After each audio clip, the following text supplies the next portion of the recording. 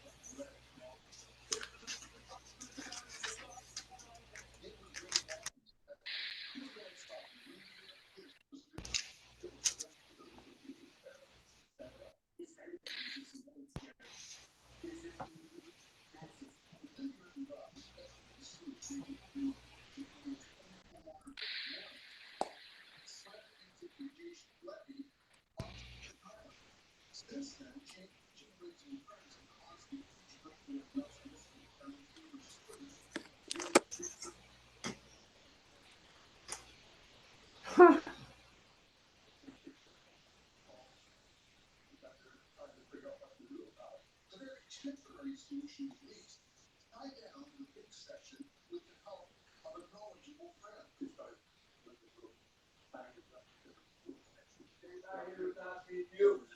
No.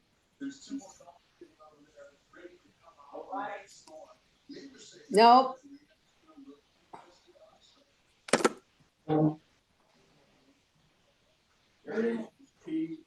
So, Aaliyah, do you want to do FaceTime maybe sometime tomorrow to go over another lesson or? Sure. That sounds good. Okay, so we'll try to do that.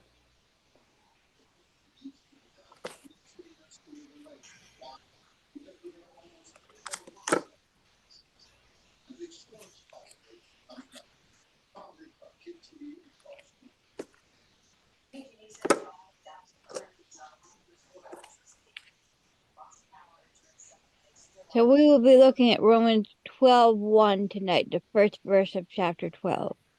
Okay. So I'm gonna just a minute while I ask somebody to read that.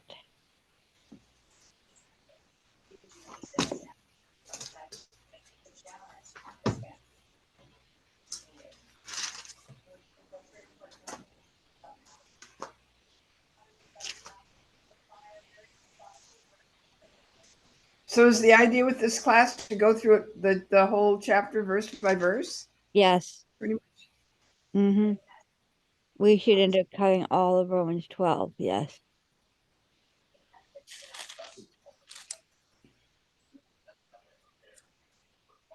So it might take 21 weeks, 21 meetings. It might, yes. A few meetings will cover more than one verse at a time, but Okay, Yeah. okay.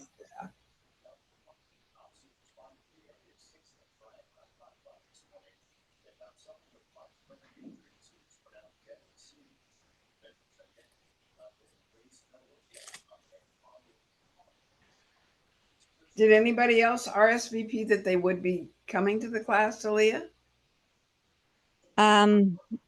Alice and Nadine both said they would be coming. I'm not sure how Okay. easy it will be for them to actually get in, because sometimes Zoom is hard to get into.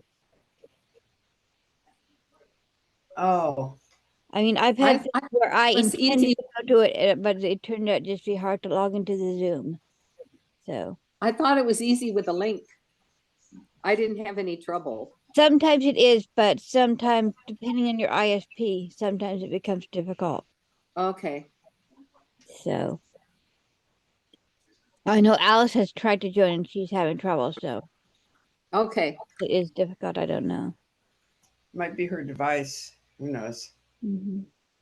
Her device or her connection. Yeah, sometimes when I get on a new computer or something, I have trouble at first convincing it to get me on Zoom calls.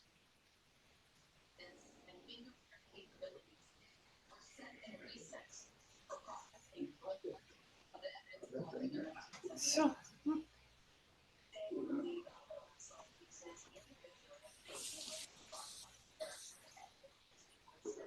I see the New American Standard Bible has changed brethren from the King James into brothers and Technically, in the sisters. Greek, it does say brethren because Greek does not have a word that means both brothers and sisters. It just has the default word that technically means brothers for that concept.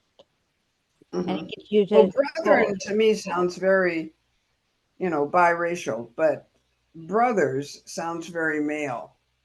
But somehow brethren sounds I okay. mean, Maybe just technically, yes, Yeah, the language. me Greek too. term does include all people you would consider siblings, but if you look at the Greek closely, you technically it is a male word, and you would translate it as brothers.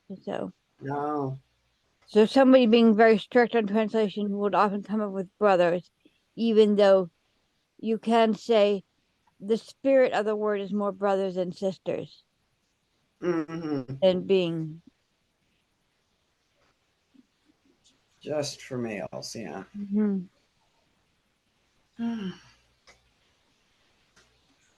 So how are you going to start, Aaliyah? We might as well. Just ask somebody if they can look up Romans 12:1 and read it to us. See if somebody has a I'll read it. Bible. Are we Okay. starting? I'll read it. Yeah, go ahead and read it, Mary Beth. Okay, mine is from the um, RSV, which is an old translation, but Mhm. I appeal to you, therefore, brethren, by the mercies of God, to present your bodies as a living sacrifice, holy and acceptable to God, which is your spiritual worship. Mhm. Hmm. Your service of worship, which is what you have quoted there, Aaliyah. Mhm. Your service, whereas the King James talks about reasonable service rather than Mhm. service of worship. Yeah, so we'll get to that part, but first of all, what is your picture of a living sacrifice? Of a living sacrifice, what does that seem to mean to you? Oh, Nadine's here. Right. Hi, Nadine. We don't see your picture yet. Nadine. Well, as a Christian, I think it's you're sacrificing the values of the world. You're giving up some things in the world in order to dedicate your life to God Mm-hmm. as much as you can, Mm-hmm. as much as possible. Like your example was Hannah giving Samuel to the temple to serve there. Uh-huh. Mhm.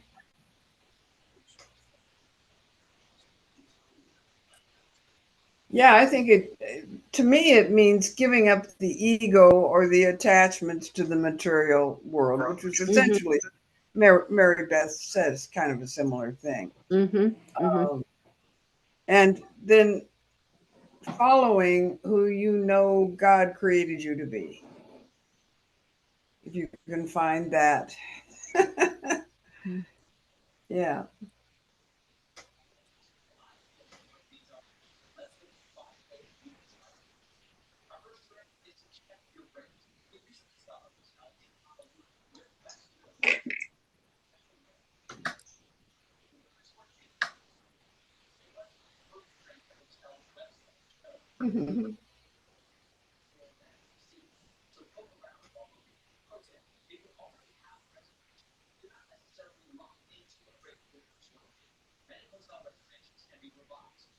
So, what do you think it means, Aaliyah? I do mean it makes every part of your life is you take into account what God would want from it. So, as you make money to take care of yourself with God is part of God's plan. So you take care of yourself, but you also think, okay, and your family and that, but you also take into account how God wants that you to use your whole life, so maybe does he want you to take in other people to be part of your family to take care of, or does he want you to use any excess to maybe give to a charity or something? And you think about all those things. Mm-hmm. Hi, Nadine. Do you have any thoughts about what it means to be a living sacrifice? Uh, no, not really. I don't feel like, at least from my point of view, there's been much sacrifice. There's nothing that I've given up that uh, has really, that has bothered me at all. And Mm-hmm. in fact, he has answered all the desires of my heart. So Mm-hmm. I don't have any problem with that. Mm-hmm. And let's also look at how so initially Samuel was given up to the temple by his mother. His mother's, because he was an answered prayer, and she promised that he would be given to the temple, so she did. But let's look at also about how Samuel responds when he is actually called. So let's look at 1 Samuel 3, verses 3 to 11, if somebody can look that up. Okay. 1 Samuel Chapter 3, 3. 3 to 11. Mm-hmm. Okay, But I've got that. Samuel actually encountering God's call in his life. Okay, 3. And before the Lamb of God went out of the tabernacle of the Lord, where the ark of God was, and while Samuel was lying down, the Lord called Samuel, and he answered, "Here I am." So he ran to Eli and said, "Here I am, for you have called me." And he said, "I did not call you. Lie down again." And he went and lay down. Then the Lord called again, "Samuel." So Samuel arose and went to Eli and said, "Here I am, for you called me." He answered, "I didn't call you, my son. Lie down again." Now Samuel did not yet know the Lord, nor was the word of the Lord yet revealed to him. And the Lord called Samuel again the third time. So he rose and went to Eli and said, "Here I am, for you did call me." Then Eli perceived that the Lord had called the boy. Therefore Eli said to Samuel, "Go lie down, and it shall be, if he calls you, that you must say, 'Speak, Lord, for your servant hears.'" So Samuel went and lay down in his place. Now the Lord came and stood and called as at other times, "Samuel, Samuel." And Samuel answered, "Speak, for your servant hears." Then the Lord said to Samuel, "Behold, I will do something in Israel at which both ears of everyone who hears it will tingle." That's an interesting image. Yeah. Mm-hmm.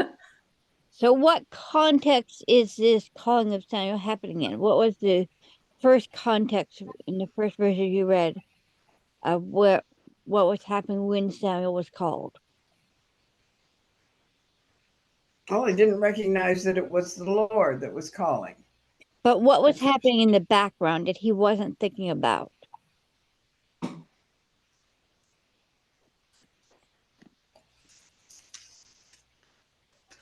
in the background.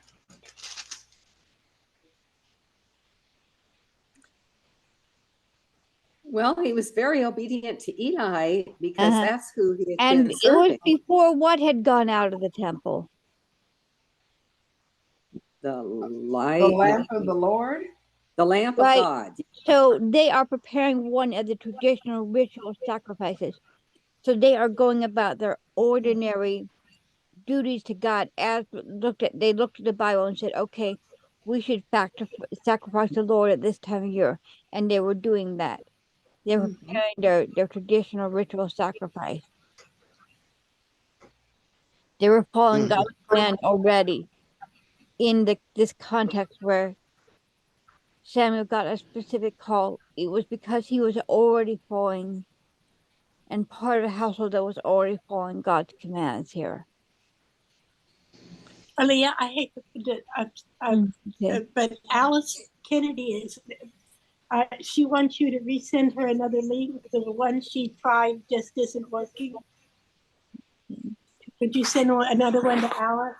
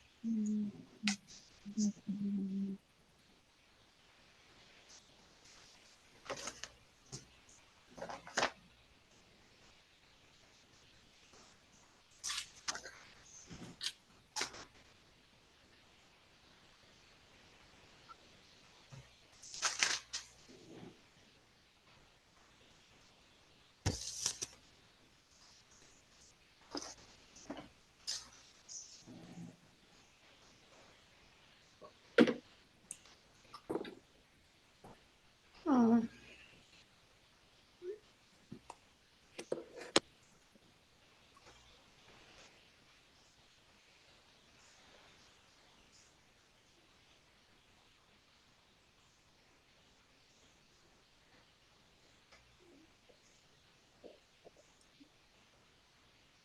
Okay, that should have reset another message. We'll see if that one goes through. I don't know if that will go through or not, but I sent it to Alice and to Nadine. So if you get an extra, that's because they were just copied on Alice's. Okay.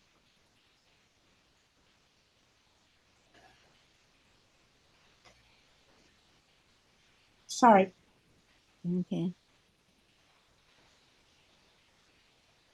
So we do see Samuel being set up for a special calling where he does what he already knows how to do. He and Eli have already known this ritual of worshiping the Lord according to the Torah, according to the Old Testament, and they are in the process of doing it. And that allows Samuel to hear and Eli to perceive that this is a special call so that he can instruct Samuel how to respond, that he is ready to do whatever God is going to call him to do. He doesn't know precisely what's going to happen, but Eli can know God is asking for something here and says for Samuel just to be open to whatever is going to happen here. And God gives him a specific call to be a prophet because he's going to do something. He wants something specific in Israel. He wants to catch people's attention with a new word that is going to surprise people and cause them to think this is something special they're hearing. mhm.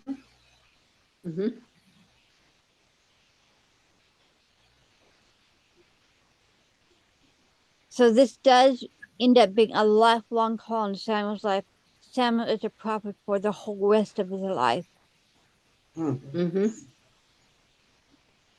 So it turns out this is a long-term thing that Samuel ends up engaged in is he learns to hear God's voice and repeat God's messages to his people. And he does that consistently.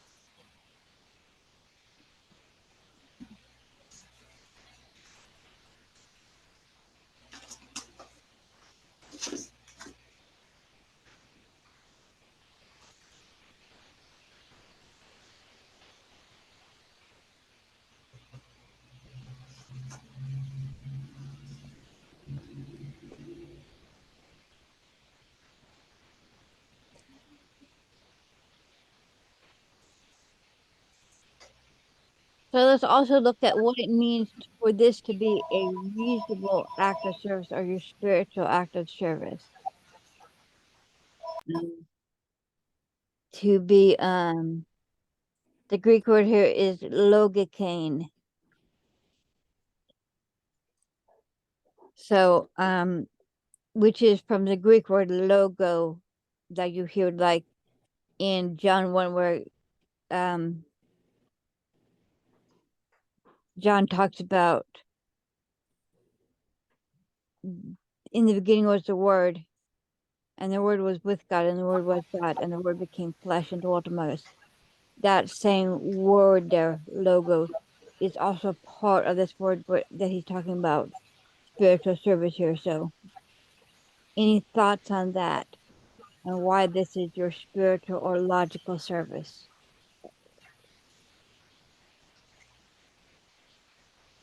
The reasonable, yeah, the reasonable service. Uh-huh.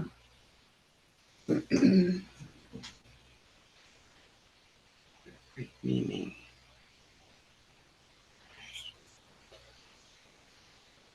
Reasonable.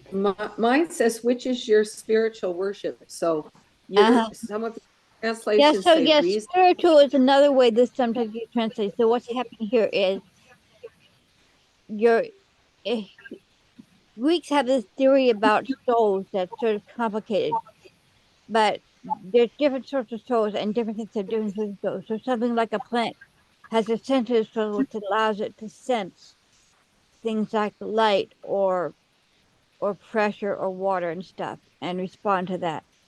A thing like a cat has a animate soul that allows it to move. You as a human have both a sensitive and an animate soul because you can sense things and you can move. You also have a logical soul. A Rational. word Yeah. is connected with that you have a rational soul that allows you to reason and have coherent thoughts. Mhm. And so this is also connects to your human spirituality, this sort of logo cane.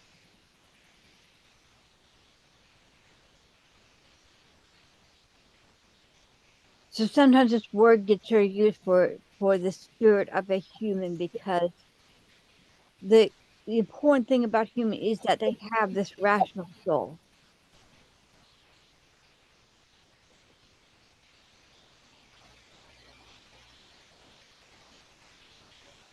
Yeah, so is that related to how we're made in God's image? I mean, the plants and the cats are not made in God's image, right? Uh-huh, yeah. Yes, I think it We does are, have a and that's the connection that rational soul. the Greeks are thinking of something that is connected to. Mhm.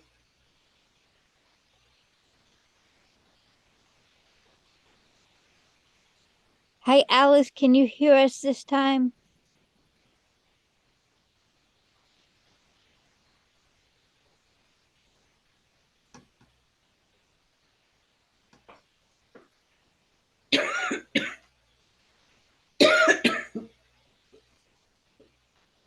Hi, Anne. I Hi, Anne. We are discussing Romans 12:1, and we've already talked a little bit about what it means to have be a living sacrifice, live a life of service to God. Yeah.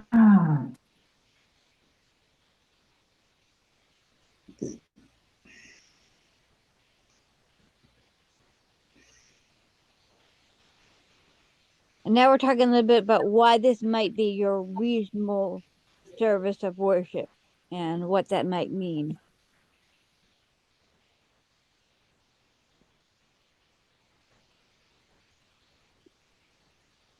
Service, it's trusting that doing what I can. Mm-hmm. Yeah. There she is. Hi, Alice. Good to see you. Hi, Alice. Almost. Well, where it says your reasonable worship, Mhm. I think I'm going out on a limb here, but I think he's saying this is his will for us is to be a living sacrifice. Mhm. Everything in that verse is Mhm. what we should be doing, and that's what he's expecting Mhm. or hoping for in his children. Mhm. Now, how far short we fall, Mhm. we all do, Mhm. but that's the standard there, is that we are a living sacrifice, Mhm. wanting to serve him constantly. Mhm. And I love this picture of Samuel who had this special place of God using him. I think God can use us all, and God is looking to use us all and have a special place for each of us to Uh-huh. Mm-hmm. have a place in our lives. Mm-hmm. Yeah, have a place in our lives and do what we can and know that God is, it's so Mm-hmm. sometimes I can't, God can. That in God, Mm-hmm. Mm-hmm. trusting God to take care of things. Yeah, we see that Samuel has to learn to not just try to impose his own interpretation that it's Eli calling him. He needs to learn to accept, okay, this voice is God's, and I need to learn how to listen to God's voice in particular. And he does that. And he has this great career where he learns to tell people what God is saying because he learns to listen to and identify God's voice. Mm-hmm. And when Eli said, "Go lie back down," Mm-hmm. and the next time you hear it, say these words. Uh-huh. Samuel didn't say, "Oh, how come? Why do I? Why am I doing this?" Samuel just did it, and then he knew that it was God talking to him. Pray for Alice to work her phone. I can't even hear it. Turn up the volume. I just heard it. Okay. Help me. Yeah. Hello, can anybody hear me? Yeah. I Yes, can we now can hear you. you. Okay. I had trouble with my iPad because I didn't have the Zoom app in there. Uh-huh. But I'm not hearing you guys real. Oh,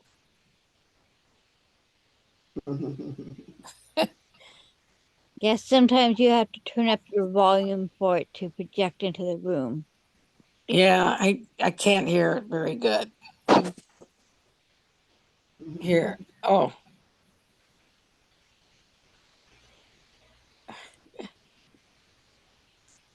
Technology, isn't it fun?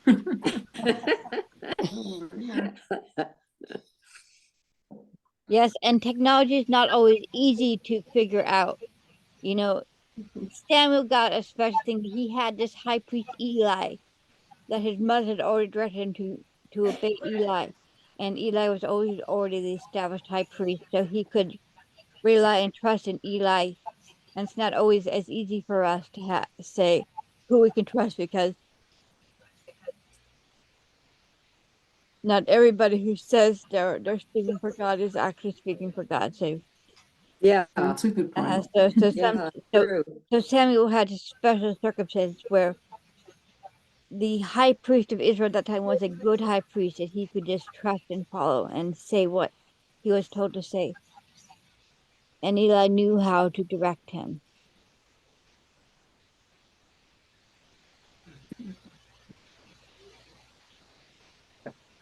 And when the Lord does speak, he tells Samuel that Eli's house is going to be punished. Mm-hmm. And you wouldn't really expect, after obeying him all this time, you wouldn't really expect that to be Mm-hmm. the Eli first had thing some that you things in his hear. past where he had raised his sons and not raised them so they would actually be respectful for God. So they had been disrespectful and they were going to end up punished. Kathy, it's not real loud. Right. So God was revealing to Samuel something that would happen in the future, which is one way you can tell when it's God's time. Is that If if I the press future a button up it here, is it correct. has volume. If it's incorrect, then that voice is not really from Is God. that something wrong here? Press it again. You go down. I don't like your phone. There. Here, take the X off. Yeah, that's what I was trying to do. Okay, I'll just do it. Uh, Put your headsets on. Oh, maybe that's what it is. No, that doesn't work. These don't go with this phone. Yes, they do. It's already connected. You listen to your. Oh, You just have to connect them. If it's AirPods, you have to turn on your Bluetooth to connect Working. to the earbuds. maybe. Hi, guys. Hi, I Dan. also, Hey, Hello, I also Dan. work with Foothill College, and they, of course, had a staff meeting today from 5 to 6. So sorry I'm very late. loud. I don't know. I don't operate iPhone. That's not on me. I don't know. Alice is trying to be able to hear us, so Oh, we're kind of waiting on that. Mhm. Oh, And we've been talking about what it means to be a living sacrifice, as Romans 12:1 says, and also why Okay. it says that this is our reasonable service of worship. my goodness. I like the spiritual Mm-hmm. service, the translation of spiritual service. I have a Mm-hmm. four Mhm. translation Bible that has the both of them. Yeah. Some King James says reasonable. Mm-hmm. Here's that paper we wrote together. Good. I don't know where I'm jumping in, but did you also do the comment already about you come too? We're talking about, No, you go ahead and do that. okay, this is a Robert Frost poem. It's Okay. called The Pasture. I'm going out to clean the pasture spring. I only stop to take the leaves away and wait to watch the water clear, if I may. Champing on long, you too. I'm going out to fetch the little calf that's standing by its mother's. It's so young. It totters when it licks up with its tongue. I won't be gone long. You come too. It's a very short Robert Frost poem, but Mm-hmm. it just has this feeling of inclusion. And that's what we've been talking about is how do you feel included in what you're doing? It's all inclusive. Uh-huh. Uh-huh. In God's word. Yeah.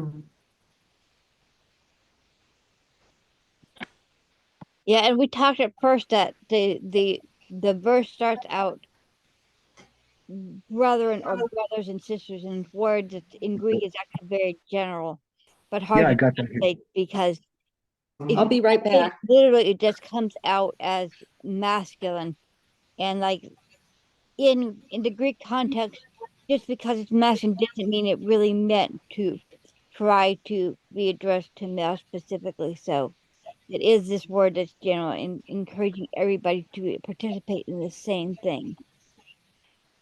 Yeah, yeah. So Samuel So got we're a not doing specific this role that alone. actually set him apart from everybody else because he was one of the few prophets in Israel at his time. But this is something that it's calling all Christians to be part of a special life of service to God that teaches you to be this person who is interested in discerning what God's voice is and trying to figure that out. so I'm wondering what the second paragraph in your notes is about. You say that Paul is using a word of encouragement that pictures being invited to snuggle up to someone's side and walk with them. Was that part of this lesson, or I think that's in the next verse. is Oh, that in the next verse? Okay. So we'll talk about that next week, huh? Uh-huh. Sorry. Parakalo. Mm-hmm. the thought that I'd evoke for me, even though it's next week, is the word reconciliation, which means walk together again. Mm-hmm. And that's kind of what we're talking about is walking together again with God Mm-hmm. Mhm. and making it personal. Mm-hmm. Okay, I've so got comments on the living sacrifice one, but I don't think we're there yet. Samuel. yes, talk about living sacrifice. We are there. We have been talking. Well, Mhm. there was an expression I heard. It's part of how I live my life, which is a human being is a being called. So what are you being called to do? To me, Mhm. I'm being called to serve. That's what I do. In Mhm. whatever situation that comes up, that's what I want to do is serve. And it Mhm. better be grateful and it better be wanting to do it rather than grumble, I have to do this. No, if you're serving, it's because you really delight in being there. Mhm. That's important. And when I And read I that think thing with about, Samuel and many other the great servants of God, we see that they are willing yeah, to do it and they are eager to do what God needs them to do and willing to listen to God and try to figure out what it is that God needs them to do. yeah, You because look at God is a cases mystery. like Samuel got these correct prophecies that said, okay, this voice I'm hearing, this was an experience of God calling me. We were playing with that verse because it sounded like, Mhm. yes, I heard God's voice, but Mhm. what did you hear? I'm not sure. What was that? And it's like, how do you relate to that? It almost Uh, was humorous of how that verse came out. mhm. Yeah, because What do you twice mean he you're went up, listening? hey, Yeah, okay, I'm Because here. he thinks that he's sure it's Eli twice. yeah. Wow. Perhaps thinks it's the voice of authority and thinks the authority in his life is Eli, so he thinks that's Eli. Yeah, yeah, yeah. Mhm.